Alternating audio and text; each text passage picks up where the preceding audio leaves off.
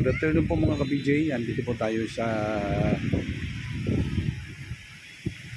San Pablo City. At ito po, pinapasya-pasyalan po natin itong magandang park nila po mga ka-BJ. So, ikot-ikot tayo hanggang doon sa kabila. May magandang tanawin din po doon sa kabila. So, ayan o. Para sa mga kabataan.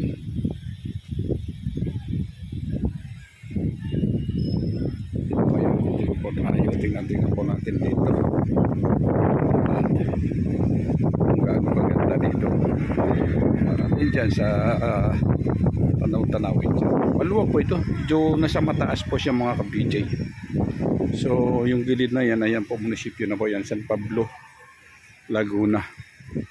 So wala siyang tubig tuyot po mga ka-BJ. Hali po kayo, ikot-ikotin po natin po dito mga ka-BJ. So ayan, ito na po yung sinasabi ko sa inyo mga ka-BJ. Ayan o, parang lawa po yung mga ka-BJ. Parang lake, ang ganda. So nasa taas po ito. So nasa baba po natin yung lake yata ito mga ka-BJ. Ayan. So ayan pala, lake pala mga ka-BJ. Ayun o, maganda. So mamaya puntahan po natin doon o, maganda siya o. Magandang lake pala yan. Sa baba lang po sa baba lang po ito ng munisipyo yung lake na yan. So mamaya po tanongin natin po kung anong lake yung mga ka-BJ. Kung maganda siya, mamaya po tayo dyan. Kaso lang walang baba dito, makatap siguro sa kanila. Makaikot pa tayo siguro mga ka-BJ. Ikutin po natin.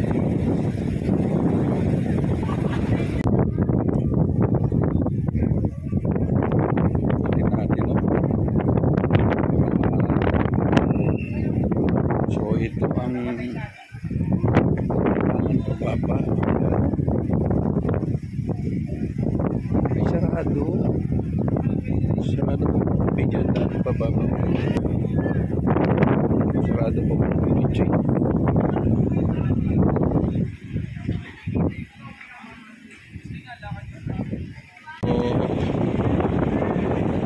Andito po tayo sa Santico Lake, San Pablo, Laguna po mga ka-BJ. Sarap ng hangin. Tingnan ninyo yung tilapia. Laki. Laki ng tilapia. Maliit lang siya.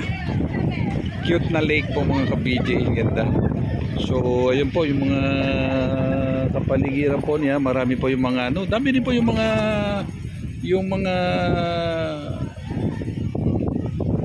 panghulihan ng mga isda yun, no? Nakikita po natin mga ka-BJ. Ayun, yung mga hulihan na po ng isda yun. Saka doon po marami din po yun. Tulusan po sa kapila po doon. Hulihan po ng isda po mga ka-BJ. Yan. Maganda din pala hanggang doon.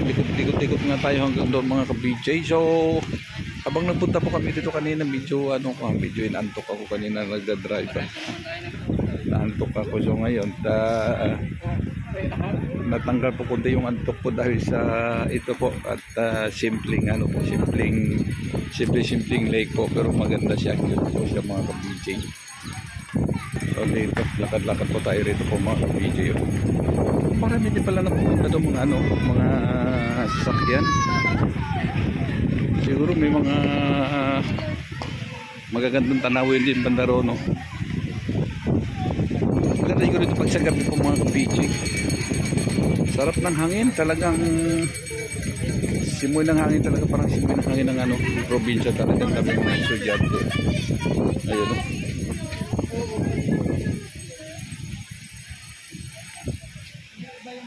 So ang dami ng buko juice mga ka-BJ. Mura siguro dito ang buko juice po mga ka-BJ. Ayan si Dan Fernando.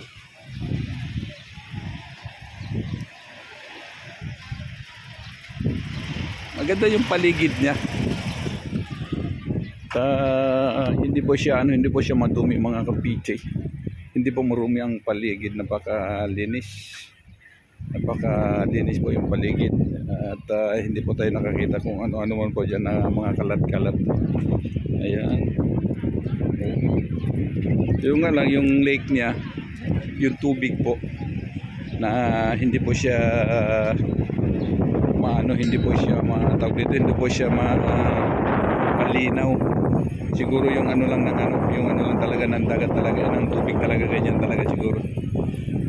Ayun, mabundukan ako yung mga bundok ng mga kapidya po, ng paligiran niya po.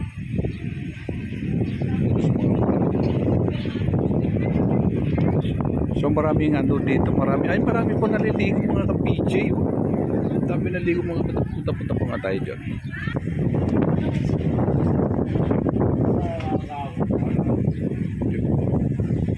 So hindi pag-abot din ano na ito, yung ayan po sa gilid-gilid na tayo, dami na po mga sasakyan.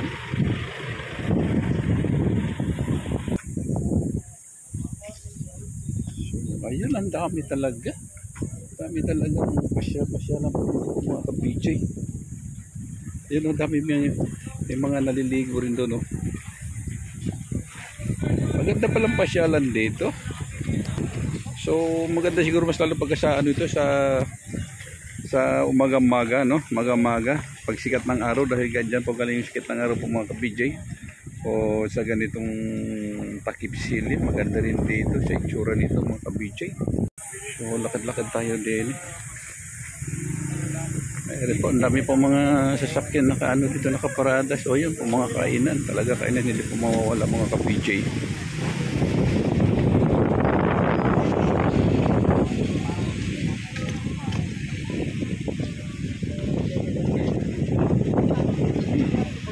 Talagang namangha po ako sa itsura nito. Namangha po, sa totoo lang, namangha po ako sa itsura. Hindi siya gaano kaluwagan, pero cute siya tingnan. Maganda sa libutan. Mahangin, sarap ng hangin, no?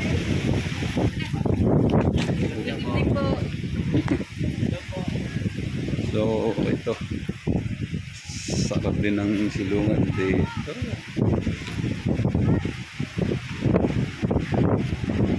Talaga maganda, sarap talaga ng dating ng sarap talaga ng dating ng hangin.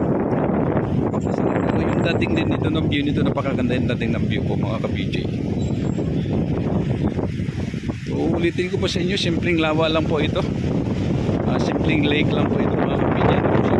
Pero talaga siin, punta kayo rito, pasyalan po ninyo rito, maganda, sigurado nagagandahan kayo rito. Mahaba ito. So may pinuntahan lang po kami dyan sa munisipyo.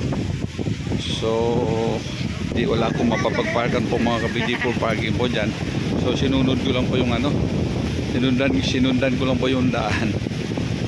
Ayan, narating po ako dito po mga ka-PJ. So mahaba pa pala ito hanggang doon, napakahaba pala, napakalakas talaga ng hangin, promise, napakalakas ng hangin.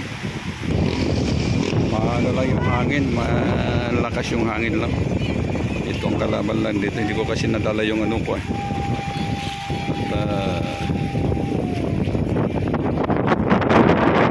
dami po yung mga estudyante dito nakatambay. Siguro mga eskwelahan dito, malapit lang po dito po mga ka-PJ.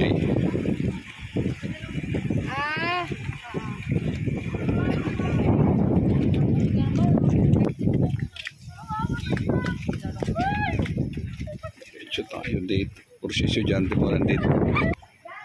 Ayan, ang kasarapan po dito po mga ka-PJ, marami tayong masisilungan.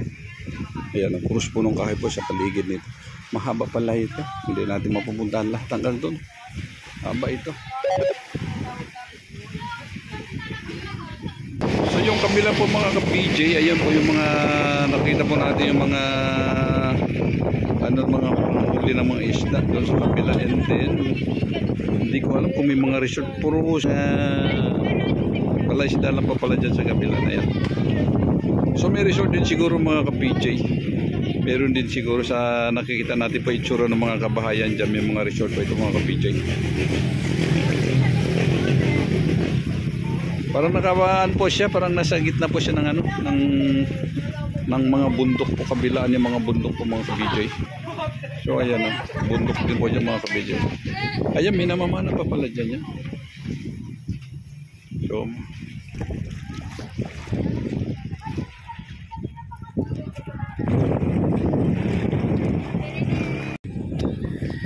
sarap ng mga life ng mga kabataan dyan ere yung life ng mga high school. Sarap talaga life ng mga high school. Saka masarap talaga yung mga yung mga ganitong probinsya. Iba talaga ang enjoyment ng mga ganitong probinsya kasi sa mga ciudad. Iba talaga, magkakaiba talaga.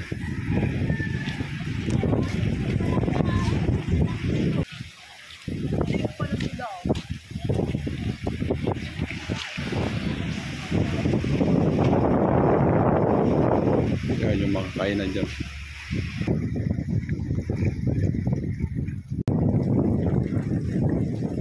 Sarap dito magtambay pag sa umaga, sigurado ako, promise. Sarap dito. Sa itsura nito. So bali ito na po yung pinaka sentro niya mga ka-BJ. Yan.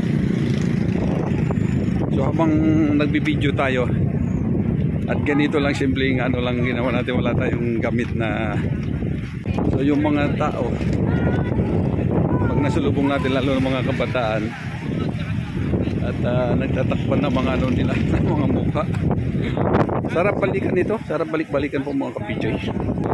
Ulitin po natin po mga ka-BJ, dito po tayo sa Sampaloc Lake. Ito po pangalan niya, Sampaloc Lake. So at andito lang tayo sa Sampaloc Lake, Laguna. So thank you so much po mga ka-BJ, hanggang dito lang po vlog ko. Maraming salamat po sa inyo lahat. Pagpalain po tayo ni Lord. Ito po ang inyong abang lingkod, Ben Jasid po mga ka-BJ.